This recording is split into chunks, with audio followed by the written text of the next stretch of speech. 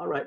I would like to welcome you guys again to another Zoom session. Today is July 2nd, Thursday, and I'm going to review for the second exam. Yeah, that's the second midterm exam on chapter 4. Okay. This is the type of problem that you're going to be dealing with in the future courses, which deals with the pressure, and then the unit is really critical, okay? So we have the pressure distribution on this surface of this beam, or we call it the I-beam, okay? That's an I-beam. And the thickness of the beam is 0.2 of a meter. We have the pressure as a function of X, okay? 800 Pascal, that is acting over the top surface of the beam. Determine the magnitude and location of the equivalent resultant force. So that's the typical exam question, okay?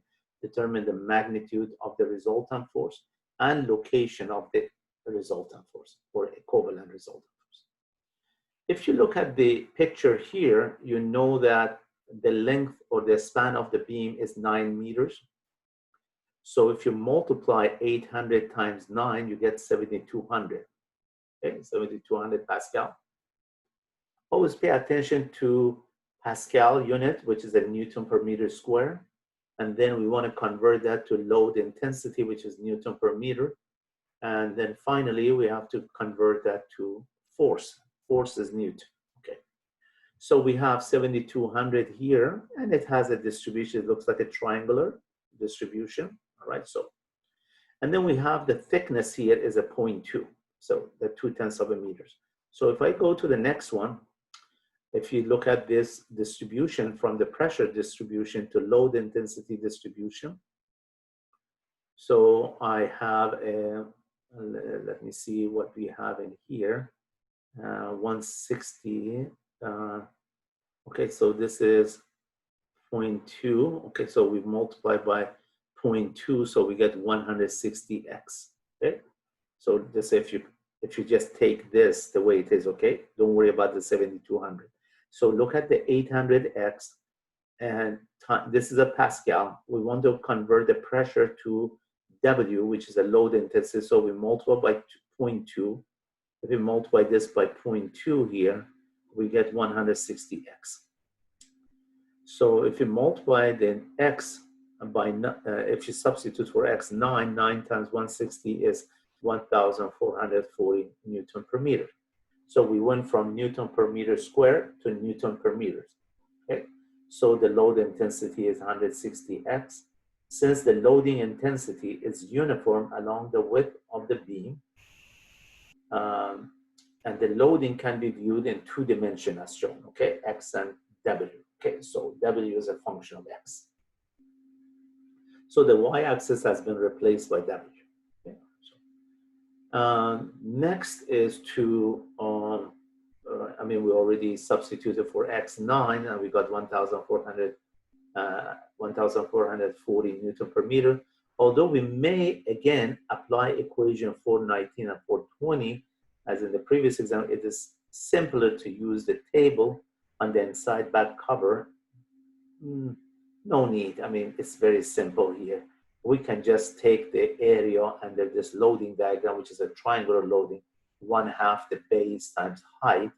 The height is 1440, and then the base is 9. So we get the 6,480 Newton. So we went from pressure. So we started with the pressure, and then we converted to, we multiply the pressure by thickness, which is 0.2 of a meter. Now we have this loading intensity, which is 160x. And if we multiply 9 times that, we get the, because at this point is 0, and this is a 9 meters from, if we had a function, we could integrate from 0 to 9, but it's not a function. It's just a geometric shape called rectangular shape. Okay, cool. So resultant force that passes through the centroid of this geometric shape or center of mass, it's very easy to determine. Is the same, resultant force is the same as area under this curve, okay? All right, so 1/2 base times height, we get this value, okay? Now that we have the resultant force, which is 6.48 kilonewton or 6,480 newton. Okay, no, don't worry about that. Okay, so here is they converted from 6,480 newton, they divided by 1,000, so we have 6.48 kN kilonewton.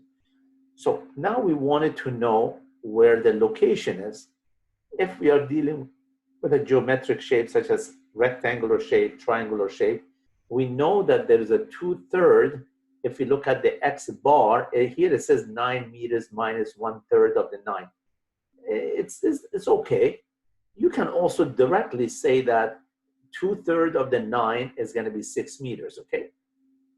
2/3 of the 9. Or if you say 9 meters minus 1/3 of the base, and you get 6 meters. So it's the same thing. All right. So this is very simple problem. Okay. All right. So now, if we have a, let me see, I wanted to go over one with the integration. Okay. Here. We have 421. Okay.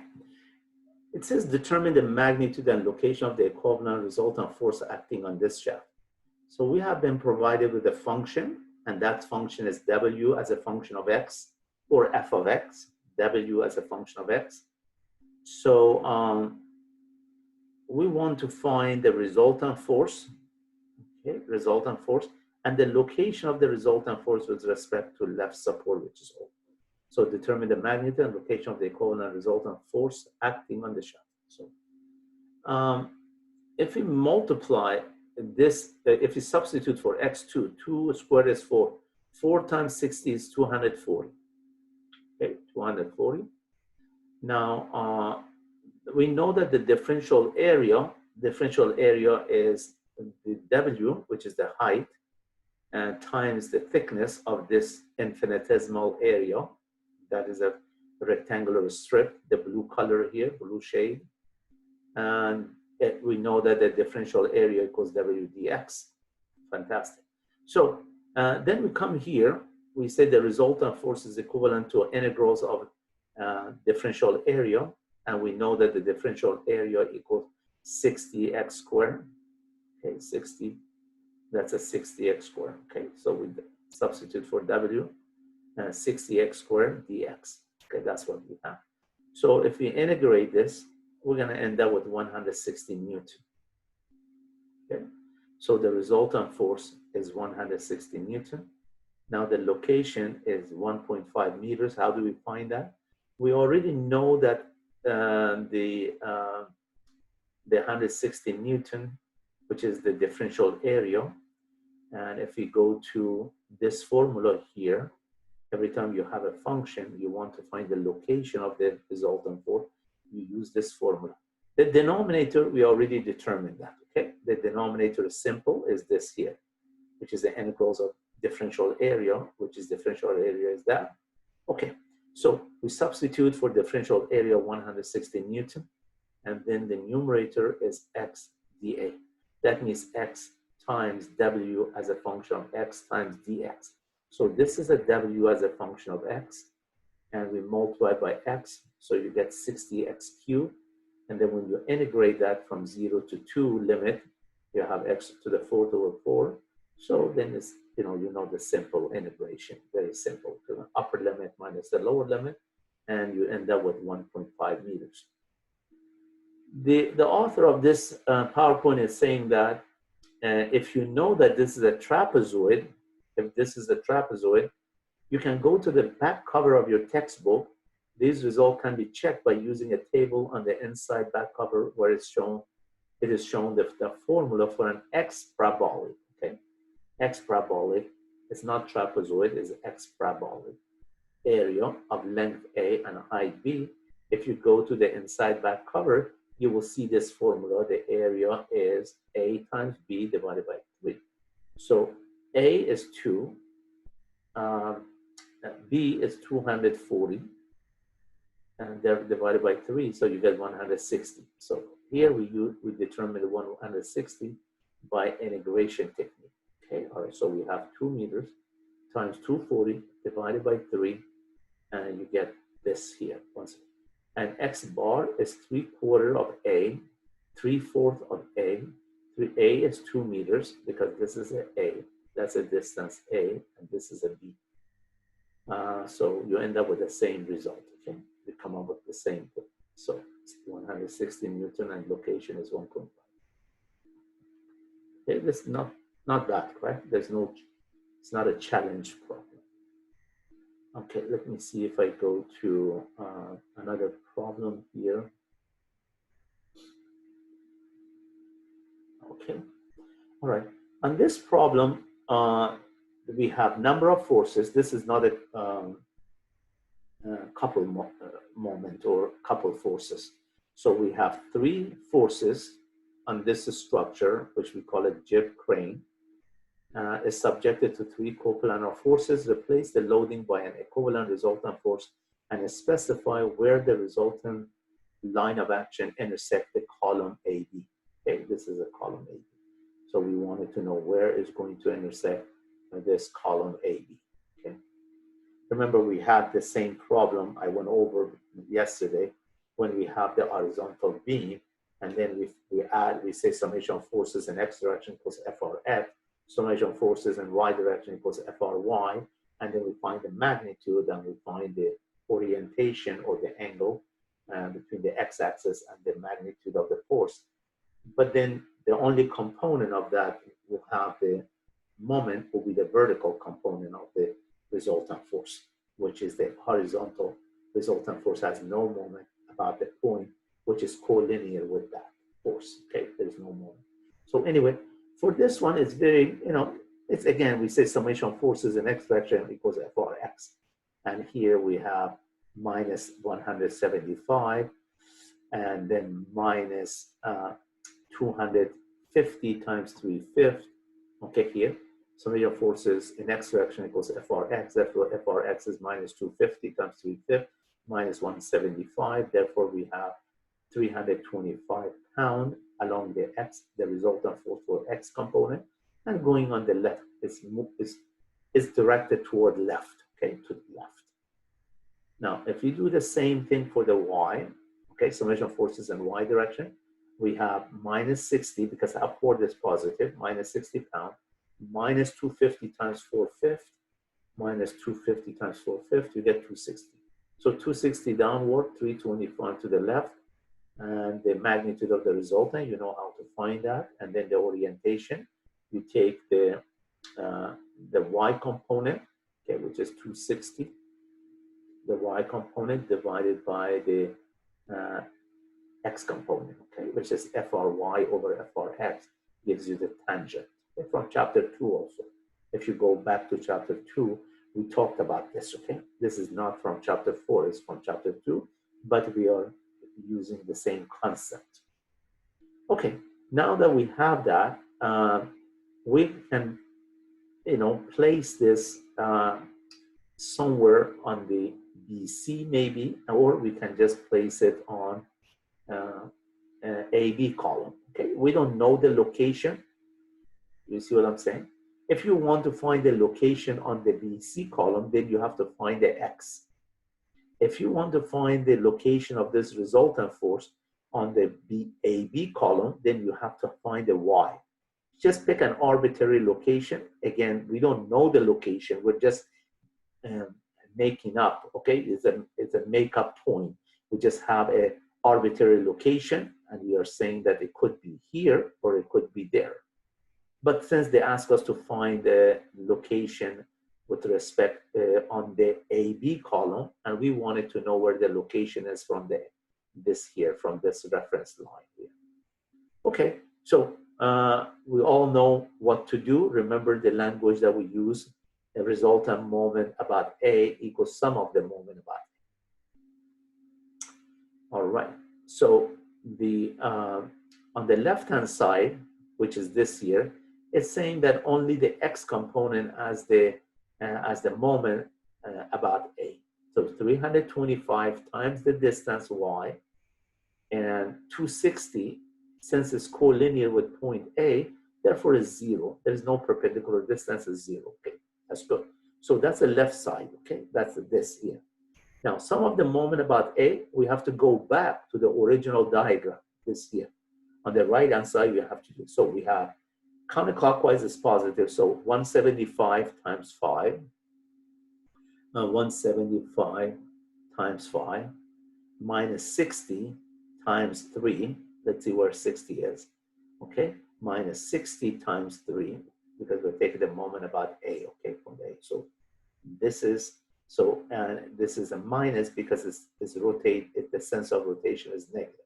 And if you look at the sense of rotation assumed was positive counterclockwise, all the forces, because the moment of a force, it has a tendency of that force to rotate the body about the point or axis. Here we're talking about this point A, okay? Some of the moment about A. So those that are the moment of a force that has a sense of rotation counterclockwise, which matches this, is positive, otherwise is negative. Okay? If it's a clockwise, it's negative. So minus 60 times 3. And then we have the component of this here. For this vector, we have the y component, and then we have the x component, okay? Y and x. So the y is 250 times 4/5. The x component is 250 times 3/5. So for the x component, the 250 times 3/5 counterclockwise about point A, because it's going this way, correct? Going this way to the left. So it's going to be counterclockwise multiplied by the perpendicular distance, which is 9 or 11. Okay, I'm sorry, 11. So we come here, we say 250 times 3/5 times 11. And then the y component of that vector, it has a sense, it's showing the sense of rotation, because that's a sliding vector. Okay, you slide it down, and then you rotate like this, is going to be clockwise about point. This one, the x component, you're sliding vector. You see that? You slide it, you slide that vector, and now you're going to rotate it. Sense of rotation is counterclockwise, correct? So there we go. So the x component is positive, the y component is negative times the perpendicular distance. Therefore, the location of this resultant force is 2.29 feet and it's located 2.29 feet on the AB column, starting from A, okay, with respect to A, going up. Okay, and then it says if you wanted to find the x, okay, if you wanted to know what x is, so we just do the same thing. We're going to have the 260, okay, 260 times x, or in this case, minus 260 times x. Let's see what the sense of rotation is here, okay? It's counterclockwise. So we have minus 260 times x. Okay, so that will be, and then we have 325 times 11. Let's go and check on that, okay? By the principle of transmissibility, resultant force can be placed at a distance x where it intersects the BC. In this case, we have. If it's going to intersect BC of this jib crane, then we need to know the x. So here we have a resultant moment, okay? So we have 260, and then we have 325. And we are talking about what? We are taking the moment about A, all right? So remember that we're taking the moment about A. So the 325 times 11, the perpendicular distance, minus 260 times the perpendicular distance, which is x. Okay, 260 times x equals, all right, so that's the left-hand side. That's the left-hand side, which is this way here. Resultant moment with respect to A, or support A, or point A. And then the right side of this formula, okay, this is a very important formula. Remember that will help you a lot, okay, this here. So the right side of this formula, sum of the moment about A, you must go back to original diagram, this diagram here. Now you take the moment about A and you just write it down here, 175 times 5 minus 60 times 3 plus 250 times 3/5 times 11 and so on. So you solve for x. So therefore we know that at x equals 10.9 and y equals 260, the line, the intersection of the two, or how should I say, the resultant force that is placed on this BC uh, bar or column, but this is a bar here, and then we have AB column, okay? So this is a jib crane. It says a jib crane. I think I'm pronouncing it correctly. Jib or jib. So the jib crane is subjected to 3 coplanar forces, and the question is to replace this loading by an equivalent resultant force and specify where the resultant line of action intersects the column AB and boom, okay, this is a boom BC. So it's saying not only find the location of the resultant force with that the line of action intersects the column AB, and this is the boom, and I call it bar, okay, or the boom BC. All right, so we just placed it and the resultant force somewhere at an arbitrary location here, an arbitrary location there. And remember one thing, it's very important. 325 is pointed to the left and 260 is pointed downward. So watch for the sign, okay? Watch for the sign. Here we have negative, that means going to the left. Negative means going down, okay? So when we have that, this is a nice problem, okay? You might see that on the exam. So you have a good idea that that is the intersection of the line of action, okay? So it's intersecting the column AB at distance 2.29 feet, and then this intersecting this resultant force, line of action for this resultant force on the boom or the bar, which is 10.9 feet. Okay. Then all right. So I just wanted, because it used to be confusing on the past, so students said, how should I figure that out? It's not that difficult. Okay. So find the resultant force. Find the resultant force for FRX, FRY. This is the magnitude is automatic, so you don't, I mean, you just find the magnitude because it's, if you have FRX, FRY, you take the square root and then you square each component and square 3. Remember always when you square a negative number, you get a positive number. So you got 416, which is, this is the magnitude of the resultant force. That's the magnitude of the resultant force. So when you have established the resultant force on the boom, somewhere on the boom and somewhere on the column, you end up with, you have no other choice but to use moment formula twice. Once here to find the y, and then the second time you go here to find the x. Okay.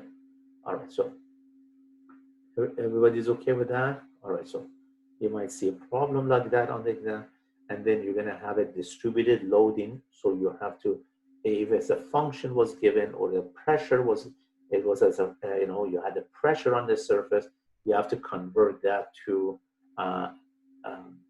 load intensity. Just pay attention to unit. Pressure is Newton per meter square, which is Pascal. And W, just a weekly W, okay, I call it, is known as load intensity, okay? Intensify the load on that surface. So it's a function of X. So the W has a unit of Newton per length, Newton per meters, or pound per feet, or pound per inch. So if you have the, if you know how to convert from pressure to W, and then from W, that means you have to integrate. If it's a function given, you're going to integrate with this, which is, we call it the X times, how should I say, the WX dx is the same thing as same differential area. But in order to find the location, you use this formula here, okay? This is the location of the centroid, which is, this is the centroid here. Okay. Location of the force, resultant force that passes through the center of the mass, okay? That's a loading intensity here. That's a loading intensity. Okay, I think this is fun. I leave it up to you to study. You have Friday, Saturday, Sunday, and on Monday again the same procedure. Okay, same procedure, but for the exam, I would like you to submit your work so you get partial credit. Okay, you get partial credit for submitting your work. I didn't ask for you to do that for the quiz, but for the exam, I think it's better for you to do your work. And I don't know how many problems I'm going to give, and you will find out. Okay, so on Monday starts at 8 a.m. until 8 p.m. Maybe you have 3 hours, or you have 2.5 hours, or you have 4 hours. It depends on the complex, or how complex the problems are. Okay? So I'll try to be as fair as I can be, or be very alert about that. Okay, also in terms of time. Uh, and now we want to talk about the having Zoom session or not for chapter 5, because I want to start on chapter 5. According to calendar, we have a calendar. Let's see what the calendar is saying in here. If I start to share, do I have the calendar on? Let me see, where is the calendar? For engineering 200, this is the, let me go back to the share. If I go and share this, okay, or go to share a screen, and I'd like to go to, oops, do you see this or not? Do you see it? Okay, great, fantastic. Yes. Okay, fantastic. See that I didn't put down lecture here. It's only exam. I put down exam. What I will do is I'm going to record, okay? Say, all right, so let's not have the Zoom meeting, official Zoom meeting on Monday, July 6th. All I'm going to do is I'm going to record the, the Zoom meeting by myself, okay? And I'm going to be posting it so you can watch the videos. And then when we meet on Tuesday, I will review it again. And if you have any questions, you can just ask. Plus, I'm going to post the homework for chapter 5. Plus, I'm going to post all the lecture notes on Canvas. So because we are running, you don't see that, slowly we're getting to the week number 4, correct? This is week number 4. So, and then we have week number 5, 6, 7, 8, and then the summer school is over. So we have, these 2 chapters are tedious chapters, okay?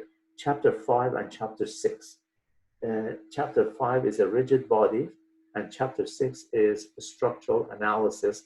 And if somebody wants to major in a structural major, at UCSD, they have a major called structural engineering instead of civil engineering or construction engineering or environmental engineering. If somebody wants to go into maybe environmental engineering, my advice to you is to get a degree in civil engineering first. Then you can get a master's degree in environmental engineering if you have that kind of belief system and you wanted to go into that area of environmental engineering. But civil engineering has more power because the oldest field of engineering is the civil engineering, then mechanical. But the broader or the largest field of engineering is mechanical engineering because it encompasses all kinds of disciplines in mechanical engineering. You can go into HVAC, heating, ventilation, air conditioning, solar energy, alternative energy system design. You can be specialized in thermal sciences, and you become specialized in machine design, and then you can work for many industries. Okay, that you can work for General Atomics, Solar Turbine, Spaywar, um, Raytheon, Northrop Grumman. Even you can work for Qualcomm. And I know for sure, as a mechanical engineer, the HP Hewlett Packard is heavy. They put so much emphasis in mechanical engineers to help them, mechanical engineers and metallurgists, because a part of mechanical engineering, the mechanical engineers should have a knowledge of material science. So metallurgists or material scientists are on high demand if you got a degree in from MIT or from Berkeley or from Cal Poly Slow or some other places, if you have a degree in material science, you will be in demand because a lot of companies are interested on hiring people to select the best materials for their design. Okay, best materials, studying the behavior of materials, that human behavior, we have materials behavior. Okay, all right, so that's my advice to all of you because I've been teaching lab for materials or mechanics of material for many, many years, and I see the usefulness or the demand in that area of engineering. It's part of mechanical, but you can always put more effort to learn the concept of material science in a higher level by doing a lot of research. Okay, all right. So I think everything is good to go. You will do fine. The chapter 4 exams, it will be really simple, like a quiz. If you have taken the quiz, it's a moment. Okay, moment about the point, moment about the axis. Couple moment, you have the couple, maybe 3 or 4 forces, 2 with the same magnitude and another 2 with different magnitude. So you can just find the moment of a couple about any point, and the result will be the same. Okay, all right, so review that. Plus, we have I'm gonna give you a loading diagram, and then you need to find the resultant force and the location of the resultant force with respect to left support. Okay, all right, so whether the function is given or you have the geometric shape, known geometric shape. So you know the area of triangle, you know how to find the area of rectangle, and it's not gonna be a trapezoid. If you have trapezoid, you can always cut, you just have convert that trapezoid to a rectangle and a triangle. Okay, all right, so that will be easier if you want. Make sure you show the look, on your work, okay, on your, how should I say, free body diagrams that you're gonna show. Make sure all this FR1, FR2, FR3, X bar 1, X bar 2, X bar 3, you can use the ruler, and then you can just, know how to, nicely show your work instead of being messy work. Okay, all right. You know why I'm saying repeating? Because when you go to the next level courses, if you follow what I'm telling you, the professors at the four-year institution, they can automatically see that somebody explained the concept of showing your work as clear as possible on the free body diagram instead of being messy. Because the professor at the, maybe a higher level, say you're in Berkeley or Stanford or Purdue or University of Boulder, Colorado, or many other places that our students from San Mesa College transfer to those top universities. Of course, San Diego State, UCSD, and our beautiful school called USD. Okay, I always call beautiful school because I'm biased because I've been there for so long, and I call it beautiful school because it is beautiful, right? It's as they say in Spanish, mucho dinero, money you have to pay, but mucho. And then but it's a beautiful campus. I've been so lucky for 26 years to go to the campus. Okay, so, and it's a fantastic place. Again, I wish you all the best. Okay, my friend. Let me just stop the share at this point, or stop the recording. I'm gonna stop.